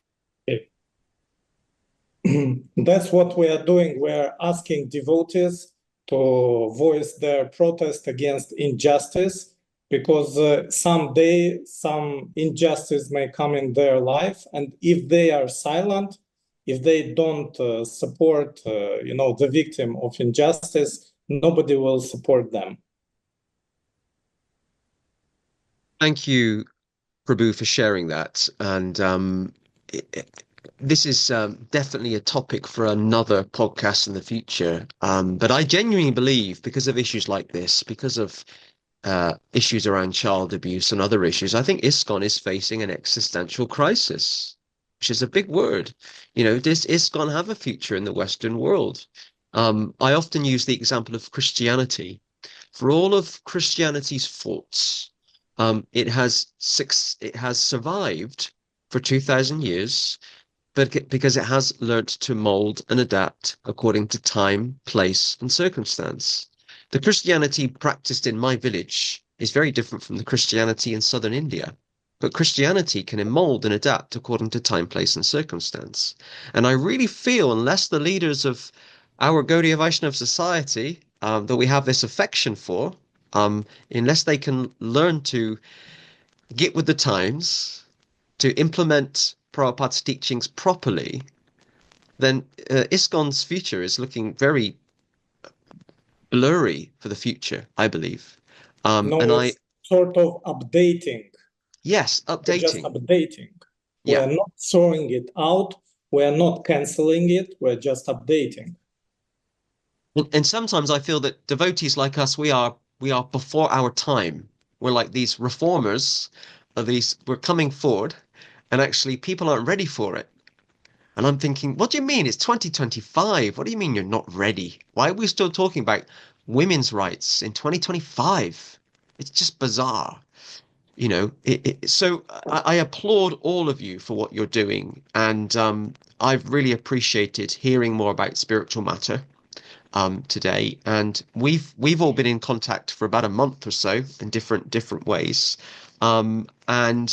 We're going to, I think, come to the conclusion of our podcast in a moment, because I think we've been recording for over 2 hours, maybe 2 hours 10 or something. It's one of the longer podcasts, but it is. Narada Prabhu, some of our YouTube videos are almost 5 hours. 5 hours. Wow. Well, the longest podcast I ever produced was 3 hours, and that was with a sannyasi, not an ISKCON sannyasi. Well, it was Bhaktinandan Swami, who's a disciple of Sri Shira Maharaj. And he said to me, I said, Maharaj, would you come on the podcast? Because it'd be great to interview you. He said, Narada, I'll come on your podcast based on 2 conditions. One is you don't ask me any controversial questions. And two, you allow me the time to answer your questions. So I literally had 4 questions, and it lasted for 3 hours. So I asked him a question like, what is bhakti? And then I just sat back and relaxed for a whole hour, and he just explained, what is, it's wonderful, 3 hours. So what I'm going to do with this podcast is I will make sure that all the links, so on Facebook and YouTube, all of the links that you want me to share are with it, such as Mukunda Hari Prabhu's Spiritual Matter YouTube channel, the Patreon link to Food for Dharma, the link to the petition, if you want me to put that there, and any other links you want me to share, I can share those. And no doubt people, well, I hope people will want to get in touch with you after this, and I can make sure that happens. I can pass on your details. Okay, is there anything any of you want to say before we conclude and I say goodbye to everybody? Just to We want to thank say you. big thank you for like all this opportunity and for warm reception and for the opportunity to speak for international audience. Because in Russian speaking community, we have already a lot of people well informed about the issue. Some like are supporting a lot, some are afraid of and monitoring it. But we understand that in international space, most of the people don't know. So like, thank you once more for this wonderful opportunity. Thank you, Naradaji. I can also say that during Nazi Germany, the Pope tried to cooperate with Hitler's regime, but then the next Pope apologized to the people of the world. I think that there will come a time when ISKCON leaders will have to kneel down and apologize to the Ukrainians and Ukrainian devotees. Thank you, Mukunda Hari Prabhu. That's a really important note to end on. So if you all just stay with me for a moment, don't leave. I'm going to say goodbye to everybody watching, so don't leave the Zoom room. Big thank you to everyone who's tuned in to watch this week's edition. I hope that you have found it of use and of benefit. Do not forget, if you're watching this on YouTube and you haven't already, please hit the subscribe button on the Hare Krishna Project YouTube channel. And also, if you're watching this on Facebook, if you haven't already, please do like or follow the Hare Krishna Project Facebook page. Those are the two ways, the two platforms you can watch this podcast. And maybe also, if you're hearing this, it might have already happened. This might also be going on some of the Spiritual Matter social media platforms as well. Why not share an important story? I'm very grateful to Mukunda Hari Prabhu, Dina Bandhu Prabhu, Nila Chandra Prabhu, and Liubomir Prabhu for being our guest this week. Until next week, I'll see you all soon. Thank you. Hare Krishna. Hare Krishna. Hare Krishna.